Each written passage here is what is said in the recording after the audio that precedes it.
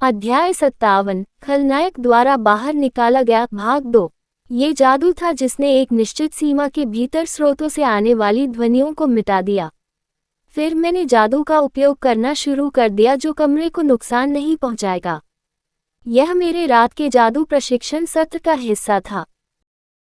यहाँ तक कि अगर मैंने ध्वनि अवरुद्ध जादू का उपयोग किया था तो मैंने प्रभाव के क्षेत्र को ठीक से नियंत्रित किया था ताकि मैजिक ढलाईकार के रूप में केवल मैं ध्वनियों को सुन सकूं।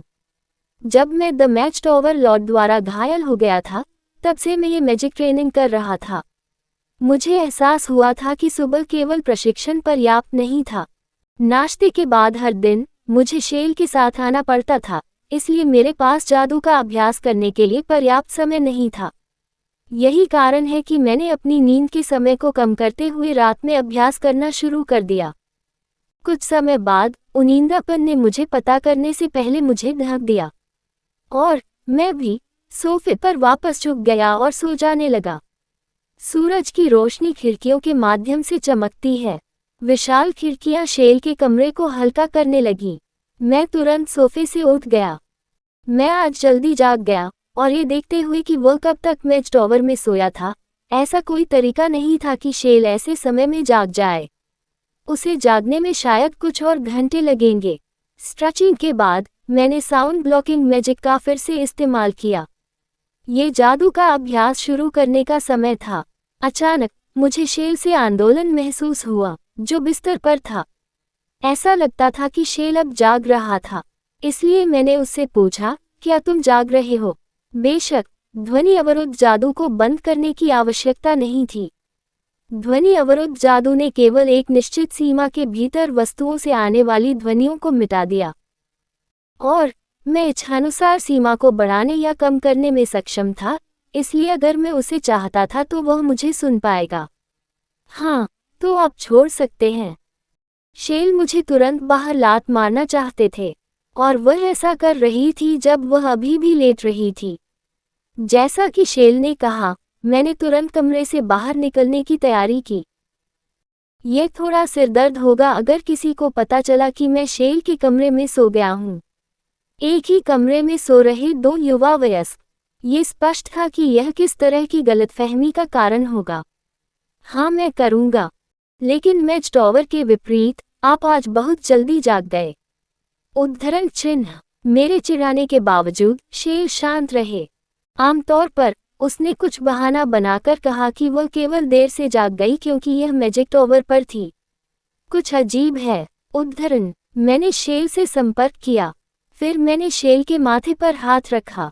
यह आग के गोले की तरह गर्म था और अब इस कारण से मुझे ऐसा लगा कि मुझे यहाँ रहना है।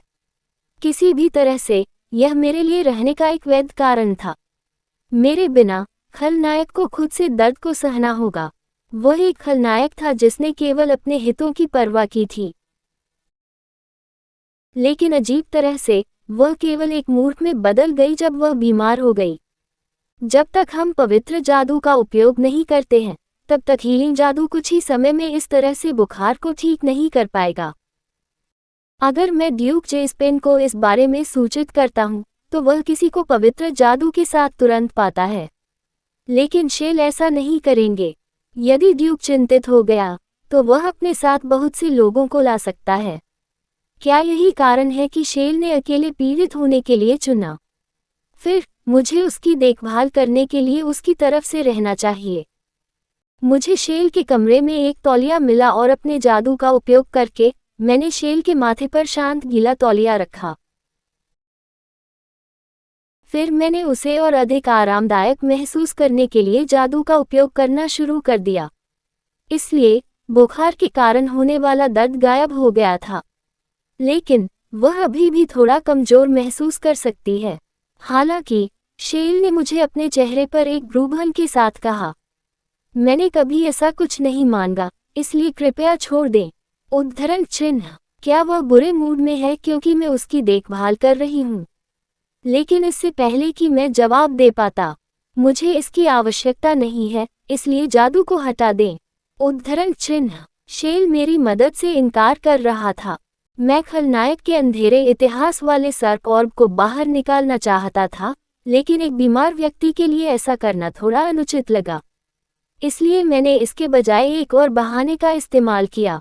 चिंता मत करो, मैं आपकी वजह से ऐसा नहीं कर रहा हूँ। यह मेरे जादू की प्रथा का एक हिस्सा है। संयोग से आप एक आदर्श अभ्यास भागीदार हैं। मैं ये कह रहा था, लेकिन मुझे ये भी पता था कि यह सब बिना किसी अर्थ के सभी बकवास था। इसने मुझे थोड़ा शर्मिंदा महसूस कराया। कुछ और के साथ अभ्यास करें। मैं नहीं जीता, शेल ने जवाब में एक आह भरी। और मैंने पहले बोलने का फैसला किया, इससे पहले कि वह मुझे फिर से पस्त कर सके। ऐसी स्थितियों में मुझे बस इतना करना था, हमला था। इसलिए मैंने शेल के बगल में रखी गई गुड़िया की ओर इशारा किया और पूछा, बल्कि इस गुड़िया के साथ क्या है? यह एक गुड़िया थी जिसमें एक आंख सिल दी गई थी। ये वह गुड़िया थी जो मैंने उसे अतीत में दी थी। आपका कोई भी व्यवसाय नहीं है। मुझे खुशी है कि आपको कुछ पसंद आया जो मैंने आपको दिया और इसे इस तरह से आपके करीब रखा। मेरे शब्दों में खलनायक के पास अपना मुंह बंद करने और चुप रहने के अलावा कोई विकल्प नहीं था। इसलिए मैं सफलतापूर्वक खलनायक को मुझे विरोधाभास करने की कोशिश करने से रोकने में सक्षम था। यह उस समय था, मुझे अपनी जेब में एक बेहोश कंपन महसूस हुआ। कंपन का स्रोत कंगन था जो महिला लीड की ने मुझे अतीत में दिया था। मैंने कंगन को अपनी जेब में सिर्फ मामले में रखा था। मैंने इसकी निगरानी क्षमताओं को सीमित करने के लिए किया।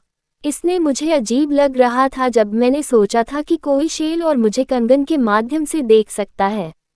अब की केवल कंगन के माध्यम से मेरी और शेल की आवाज़ सुन सकता था। मुझे इसके बारे में बहुत चिंता नहीं थी। जैसा कि उपन्यास में लिखा गया था कि वह केवल ये बताने में सक्षम होगी कि कोई बात कर रहा था, लेकिन विवरण नहीं सुन पाएगा। कंगन कुछ समय के लिए कंपन करता रहा। तब किसी की आवाज़ सुनी गई। वह आवाज़ की थी, एरन, क्या हम आज मिल सकते हैं? वह शून्य औपचारिकताओं के साथ काफी अंतरंग स्वर में बोल रही थी। ये बहुत अलग था जब उसने कंगन दिया था। जिस तरह से वह बोल रही थी वह बहुत अजीब लगा। कहानी समाप्ति।